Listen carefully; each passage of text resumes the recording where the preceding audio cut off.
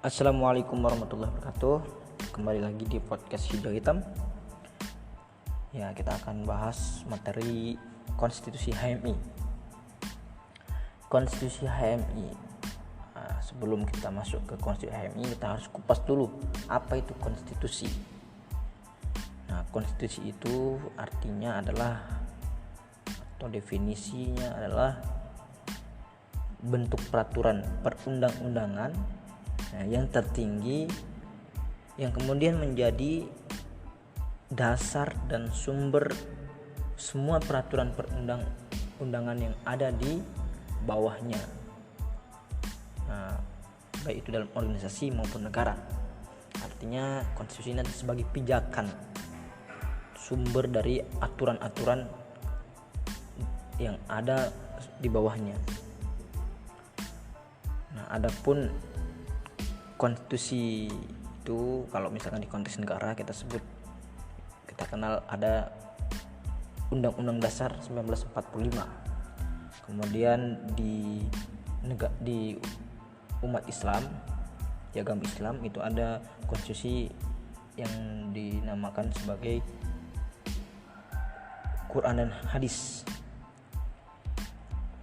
Nah, sedangkan di organisasi itu ada namanya ADART, anggaran dasar dan anggaran rumah tangga. Nah, syarat yang harus dimiliki agar konstitusi menjadi penentu arah adalah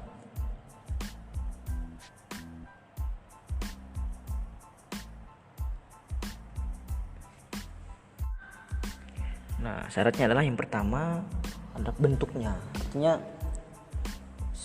harus menjadi naskah tertulis yang merupakan pandangan tertinggi yang berlaku pada suatu organisasi ataupun negara. Konstitusi itu harus tertulis, teman-teman. Yang kedua adalah namanya isinya.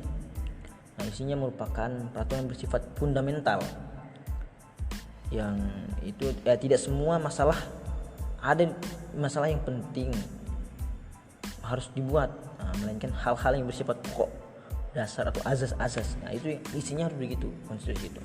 Nah, kemudian sifatnya itu harus universal, fleksibel dan luas. Universal berarti umum, fleksibel, luas. Itu berarti dia harus menyesuaikan dengan kondisi yang ada, kondisi pada saat itu.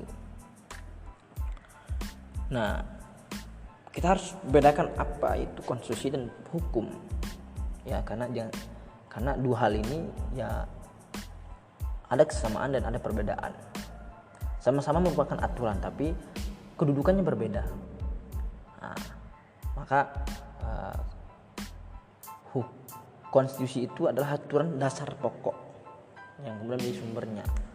Nah, sedangkan hukum itu adalah segala peraturan, seperangkat peraturan. Semua peraturan itu adalah hukum. Maka bisa kita simpulkan bahwa konstitusi itu udah pasti hukum, akan tetapi hukum itu belum pasti konstitusi gitu. Nah, kemudian masuk ke konstitusi HMI ya. Ada ADART, itu ada mukodimah. Yang mukodimah ini teman-teman harus hafal ya, harus hafal secara tekstual. Karena ya mukodimah ini menjadi pembuka dari konstitusi, dan banyak nilai-nilai keislaman yang ada di dalamnya. Dan sumbernya Al-Quran dan Hadis. Dan ada pasal-pasal yang teman-teman juga harus hafal, mulai dari pasal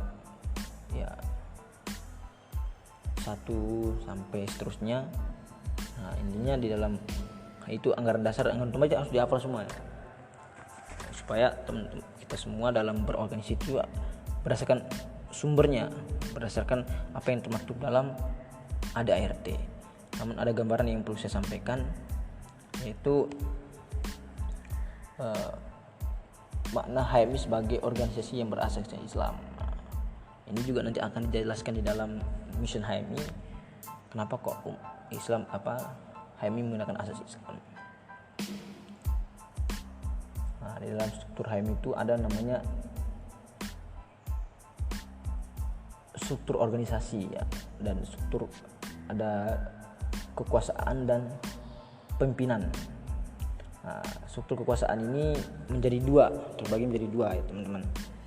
Yang pertama adalah struktur HMI itu dibagi menjadi dua, yaitu ada struktur kekuasaan dan struktur pimpinan. Struktur kekuasaan ini hierarkinya terdiri dari satu, Kongres, kemudian Kompercap, yang ketiga RAK, Rapat Anggota Komisariat. Ini adalah hierarki dari struktur kekuasaan. Sedangkan struktur pimpinan itu ada pengurus besar, cabang, HMI komisariat gitu. Nah, pengurus besar ini ya paling tertinggi, kemudian keduanya ada cabang dan komisariat. Nah, dari tiga struktur yang ada dalam kekuasaan dan pimpinan ini ada juga yang menjadi penghubung. Kalau di dalam PBHMI dengan cabang itu ada yang namanya BATKO, Badan Koordinasi, itu yang menjadi pengurus penghubung. Kemudian di dalam cabang dan komisariat, dalam konteks cabang dan komisariat ada namanya Ekorkom, Koordinator Komisariat. Nah, itu teman-teman ya. Lebih lanjut lagi kita bisa simpulkan bahwa di dalam konstitusi ini ya harus menjadi pijakan-pijakan di dalam aturan selanjutnya. Nah, jadi ada artinya harus menjadi pijakan dalam materi dalam pedoman perkaderan, pedoman dasar Kohati. Nah, semua itu harus bersumber dari ADART. Jangan sampai ada yang kemudian berubah atau menyeleweng, karena dalam aturan negara kita, hierarki peraturan perundang-undangan dalam pasal 12 undang-undang dalam pasal dalam undang-undang nomor 12 tahun 2011 itu ada hierarki peraturan perundang-undangan ya. Dan itu harus hierarki peraturan perundang-undangan itu maksudnya harus urut, tidak boleh hukum yang di bawah menyalahi hukum yang di atas gitu. Ini teman-teman ya. Nah, jadi aturan-aturan di dalam organisasi kita itu tidak boleh menyeleweng dari ADART. Nah, selanjutnya di dalam kita bertindak tanduk dalam organisasi itu fleksibel gitu ya. Jangan sampai kita kaku dengan konstitusi yang ada di HMI gitu. Nah, itu gambaran singkat dari materi konstitusi HMI. Lebih jelasnya teman-teman bisa baca ADART. Nah, sekian, terima kasih. Wassalamualaikum warahmatullahi wabarakatuh.